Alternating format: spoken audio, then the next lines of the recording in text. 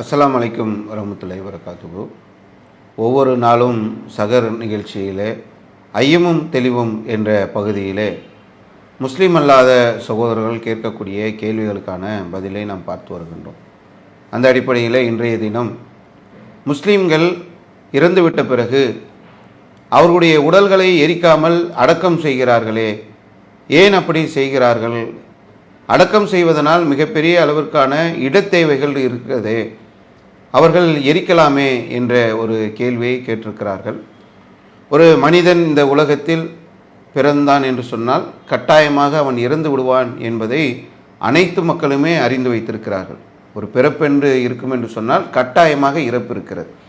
அனைவரும் இறந்துவிடக்கூடிய ஒரு சூழ்நிலையில் ஒவ்வொரு கொள்கை சார்ந்தவர்களும், ஒவ்வொரு மதம் சார்ந்தவர்களும், ஒவ்வொரு சிந்தனை சார்ந்தவர்களும் அந்த கடைசி நேர அந்த மனிதனுடைய அந்த அடக்கங்களிலே, அவனுடைய இறுதி சடங்கிலே பல நிலைகளை கடைபிடிக்கிறார்கள்.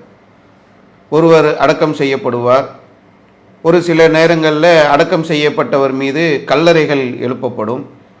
ஒரு சில இடங்களிலே இறந்துவிட்ட பிறகு அவர் எரியூட்டப்படுவார்.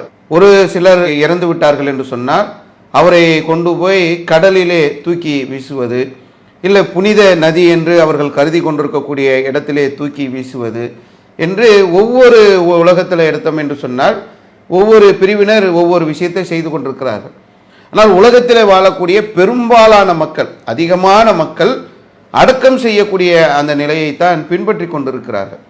இந்த மாதிரி நம்ம மற்ற நிலைகளை நாம் எடுக்கின்ற போது அது ஒரு மனித குலத்திற்கு ஒரு பாதிப்பை ஏற்படுத்தும். ஒரு உதாரணத்திற்கு ஒரு புனித நதி, இந்த ஆறு என்பது ஒரு புனிதமான ஆறு என்று சொல்லி அதில் எல்லாரையுமே கொண்டு போய் போடக்கூடிய ஒரு நிலை ஏற்பட்டது என்று சொன்னால் அந்த சடலம் நாளடைவிலே அது மிகப்பெரிய ஒரு அந்த பாதிப்பை அந்த ஆற்றில் ஏற்படுத்தும். அந்த ஆற்று நீர் எதற்காகலாம் பயன்படுத்தப்படுகிறதோ அது மிகப்பெரிய ஒரு மக்களுக்கு கேடை உருவாக்கும் என்பது அதில் உள்ள ஒரு நிதர்சனமான உண்மை. அதே போல் எரிப்பதை நாம் எடுத்துக்கொண்டால் கூட, எரிக்கிறார்கள் என்று சொன்னால் எரிக்கிறது ஈஸியான ஒரு வேலை இல்லை. எரிக்க வேண்டும் என்று சொன்னால் எரிப்பதற்குன்னு ஒரு செட்டிங் பண்ணணும்ல. இப்போ உதாரணத்துக்கு ஒரு மண்ணில் அடக்கம் பண்ணுறதுக்கும் எரிக்கிறதுக்கும் நிறைய வித்தியாசம் இருக்குது. எரிக்கிறதுக்கு நிறைய எரிபொருட்கள் வேணும். ஒரு அளவுக்கு கட்டைகளை அடிக்கிடுவாங்க. இந்த கட்டைகளெல்லாம் அதுக்காக வாங்கணும். அதற்கான எரிபொருட்கள் தேவை. மிகப்பெரிய ஒரு பொருளாதார செலவு அதில் இருக்கிறது. அது இல்லாமல் அந்த மனித உடல் எரிக்கப்படுகின்ற போது மனித உடலிலே உள்ள சில பொருட்கள் காற்றிலே கலக்கிறதுனால அதனால் காற்று மாசுபடக்கூடிய ஒரு தன்மையும் ஏற்படுகிறது. அறிவியல் பூர்வமாக எப்படி சொல்றாங்கன்னு சொன்னா மிகப்பெரிய அளவில் ஒரு பாதிப்பை ஏற்படுத்தும். பாலடைந்த ஒரு கார், ஒரு இன்ஜின் ஃபெயிலான ஒரு கார் ஒரு 800 கிலோமீட்டர் பயணம் செய்யும் போது எவ்வளவு அந்த கேஸ் அந்த வாயுக்களை அது வெளியேற்றுமோ அதை விட அதிகமாக ஒரு மனிதனை எரியூட்டப்படுகின்ற போது, ஒரு உடலை எரிக்கின்ற போது அதிகமான காற்று மாசுபடக்கூடிய ஒரு தன்மை ஏற்படுகிறது என்று சொல்லக்கூடியதை பார்க்கணும். இப்போ உதாரணமாக நம்ம டெல்லி போன்ற பகுதிகளெலாம் காற்று மாசுபாடு இருக்கிறது. அதனுடைய பாதிப்பு நமக்கு தெரிகிறது. பெரும்பாலான மனிதர்கள் புதைக்கப்படுறதுனால தான் இன்றைக்கு ஒரு சீரான ஒரு நிலை இருக்கிறது. எல்லா மனிதர்களும் எரிக்கப்படக்கூடிய ஒரு நிலை ஏற்பட்டது என்று சொன்னால் அமில மழை பெய்யும், ஆசிட் மழையாக பெய்யக்கூடிய அளவுக்கு சுற்றுச்சூழல் பாதிக்கப்படும் என்று சொல்லி இன்று விஞ்ஞானிகள் சொல்லக்கூடியதையெல்லாம் நம்ம பார்க்கணும். அப்போ பொதுவாகவே ஒரு மனிதன் இறந்து விட்டான் என்று சொன்னால் அது அடக்கப்படக்கூடியது தான் நல்ல அறிவுபூர்வமானதும் அது மனிதனுக்கு பயனுள்ளதாகவும் மாறும். ஏன்னா இறைவன் மனிதனை படைத்து மீண்டும் மண்ணுக்கு வர வேண்டும் என்ற அந்த ஒரு விதியை உருவாக்கி வைத்திருக்கிறதுனால தான் இந்த கார்பன் சுழற்சி முறைன்னு சொல்லுவாங்க. மனிதன் மண்ணிலிருந்து படைக்கப்பட்டவன்.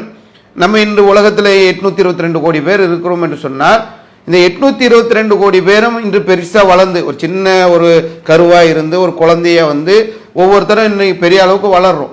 822 கோடி மக்களை நீங்கள் ஒரு சுமார் ஒரு 60 கிலோன்னு போட்டோம்னாக்கா இவ்வளவு பூமியில் எடை கூடுதா என்று சொன்னால் பூமியில் இருக்கக்கூடிய அந்த கார்பன் சுழற்சி முறை என்று சொல்வார்கள்.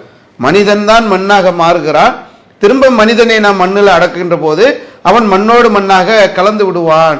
அந்த உரம், அந்த சக்தி, அந்த ஆற்றல் எல்லாம் திரும்ப மண்ணுக்கு போய்விடுகிறது என்று சொல்லக்கூடிய இந்த கார்பன் சுழற்சி முறை என்ற ஒரு முறையை சொல்கின்றார்கள். இது இயல்பாகவே மனிதன் அந்த மண்ணில் புதைக்கப்படுகின்ற போதுதான் ஏற்படக்கூடியதை இன்று அறிவியலாளர்கள் சொல்லக்கூடியதை பார்க்கிறோம். முதல் மனிதர் ஆதம் அவர்கள் படைக்கப்பட்டு அவருடைய 2 பிள்ளைகள் சண்டையிட்டுக் கொள்கிறார்கள். ஒருவனை கொலை செய்து விடுகிறான். கொலை செய்த இந்த சம்பவத்தை திருமறை குர்ஆன் சொல்கின்ற போது அந்த கொலை செய்தவன் அந்த இறந்த தன்னுடைய சகோதரனுடைய உடலை என்ன செய்யணும்னு தெரியல. அப்போ இறைவன் காகத்தை அனுப்பி மண்ணில் தான் புதைக்க வேண்டும் என்பது அந்த காகத்தின் மூலமாக அந்த மனிதனுக்கு சொல்லித்தரப்பட்டதை அல்லாஹ் ரப்பல் ஆலமீன் குர்ஆனிலே சொல்லித் தருகின்றான். அப்போ ஒரு காகம் தன்னுடைய இறந்த காகத்தை மண்ணில் போட்டு புதைக்கிறது என்று சொன்னால் அந்த மண்ணோடு மண்ணாக அது மக்கிவிடும். மனிதனுடைய உடல் மண்ணுக்கு மேலே இருந்தது என்று சொன்னால் அது அழிந்து விடும், அது மிகப்பெரிய ஒரு பாதிப்பை ஏற்படுத்தும். அதனால மண்ணுக்குள்ள நாம் வைக்கிறதுனால அது மண்ணோடு மண்ணாக மக்கிவிடும் என்பதை நம்ம இன்று பார்க்கிறோம்.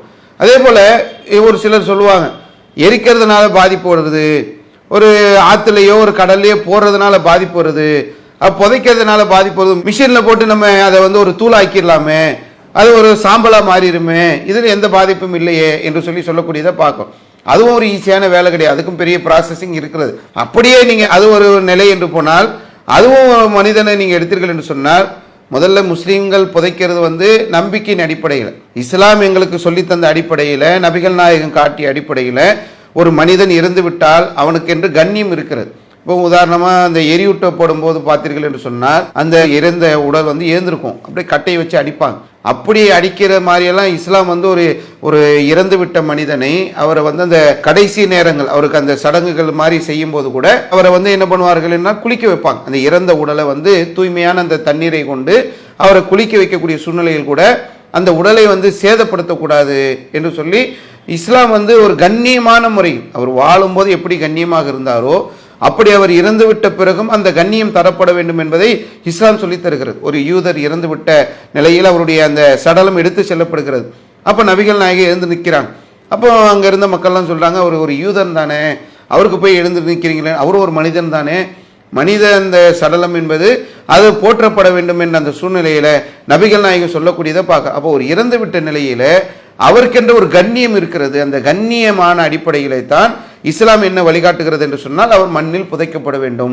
நபிகள் நாயகம் அவங்க இறந்த பிறகு நடக்கக்கூடிய அந்த விஷயங்களை எல்லாம் சொல்லும்போது மண்ணில் புதைக்க வேண்டும் என்ற அந்த வழிகாட்டுதலை கொடுத்துருக்கிறாங்க. அந்த அடிப்படையில் தான் இஸ்லாமியர்கள் மண்ணில் நாங்கள் புதைக்கிறோம். இதில் லாஜிக்காக பார்த்தாலும் நிறைய இந்த நன்மைகள் மண்ணில் புதைக்கப்படுவதனால் இருக்கிற. நபிகள் நாயகம் சொன்னாங்க, நீங்கள் அடக்கத்தலங்களுக்கு போங்க, அடக்கத்தலங்களுக்கு போகின்ற போது அந்த இடத்துக்கு போகிறதுக்கான காரணத்தை நபிகள் நாயகம் சொல்கிறாங்க, உங்களுக்கு மரணத்தை அதை நினைவுபடுத்தும். மரணத்தை நினைவுபடுத்துகிறது என்று சொன்னால் ஒரு மனிதன் இந்த உலகத்தில் வாழ்கின்ற போது நிறைய தவறுகள், அநியாயங்கள், அக்கிரமங்கள் செய்வான். அப்போ நம்ம ஒரு நாள் அழிக்கப்படுவோம், நமக்கு மரணம் இருக்கிறது என்ற அந்த ஒரு அச்ச உணர்வை அது ஏற்படுத்தும் என்பதற்காக நபிகள் நாயகம் என்ன பண்ணுறாங்க, கபர்ஸ்தான் என்று சொல்லக்கூடிய அடக்கத்தலங்களுக்கு போங்கன்னு சொல்லி நபிகள் நாயகம் சொல்கிறாங்க. அதே மாதிரி நபிகள் நாயகம் அடிக்கடிக்கு அடக்கத்தலங்களுக்கு போவாங்க. போகின்ற போது நமக்கு அந்த நினைவுகள் இருக்குல்ல, ஒருத்தர் தந்தை இருந்துட்டாரு, தாய் இறந்துட்டாங்கன்னா நம்ம அடக்கத்தலங்களுக்கு போகின்ற போது அவங்கள நினைப்போம், அவர்களுக்காக பிரார்த்தனை செய்வோம். அந்த நிலை அடக்கம் செய்யும் போது தான் அதை ஏற்பாடு செய்ய முடியும். அதை விட்டுட்டு நம்ம எரியூட்டி விட்டோம் என்று சொன்னால், எரித்து விட்டோம் என்று சொன்னால் இந்த மாதிரியான அடக்கத்தலங்களுக்கு போக முடியாது, அதை நினைக்க முடியாது, அவர்களுக்காக நம்ம பிரார்த்தனை செய்ய முடியாது, நம்முடைய அந்த மரண சிந்தனை வராமல் போயிடும்.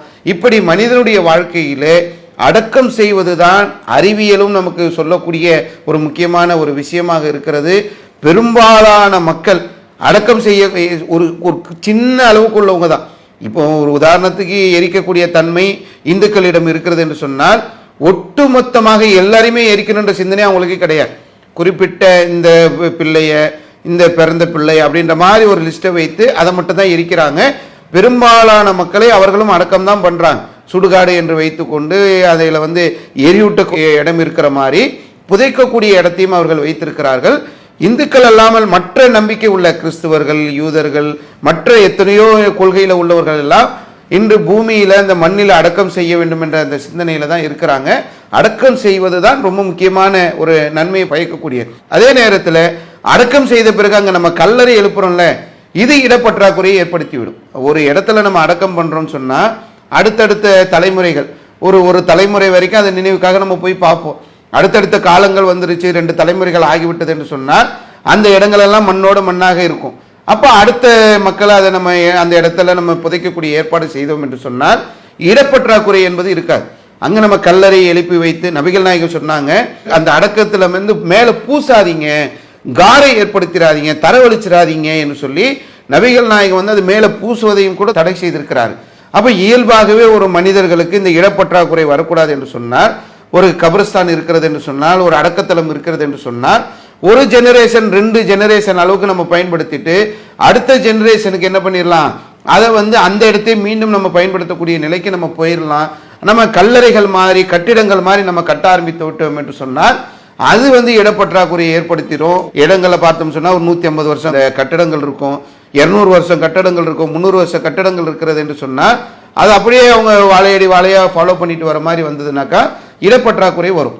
இஸ்லாம் என்ன சொல்கிறது என்று சொன்னால், இறந்துவிட்ட மனிதர்களை மண்ணில் அடக்கம் பண்ணணும், அவர்களை மண்ணில் புதைப்பதற்கு மேலே அந்த இடத்த ஒரு வழிபாட்டு தலமாக ஆக்கிடக்கூடாது, அது மேலே நம்ம நினைவு இடங்களை கட்டிடங்களை எழுப்பிவிடக்கூடாது, அதை காரை பூசக்கூடாது என்று சொல்லி இஸ்லாம் வழிகாட்டுகிறது. எங்கள் நம்பிக்கை அடிப்படையில், நம்ம மற்றவங்க நம்பிக்கையை நம்ம சொல்லலை, முஸ்லீமுடைய நம்பிக்கை அடிப்படையில் எரிக்கக்கூடாது, அவர்கள் புதைக்கப்பட வேண்டும் என்ற அந்த வழிகாட்டுதல் கொடுத்த அடிப்படையில் இஸ்லாமியர்கள் எரியூட்டாமல் புதைக்கக்கூடியவர்களாக இருக்கிறார்கள் என்பதுதான் இதற்கான பதில் என்று சொல்லிக் கொள்கின்றோம். அஸ்ஸலாமு அலைக்கும் வரஹ்மத்துல்லாஹி வபரகாத்துஹு. அல்லாஹு அக்பர், அல்லாஹு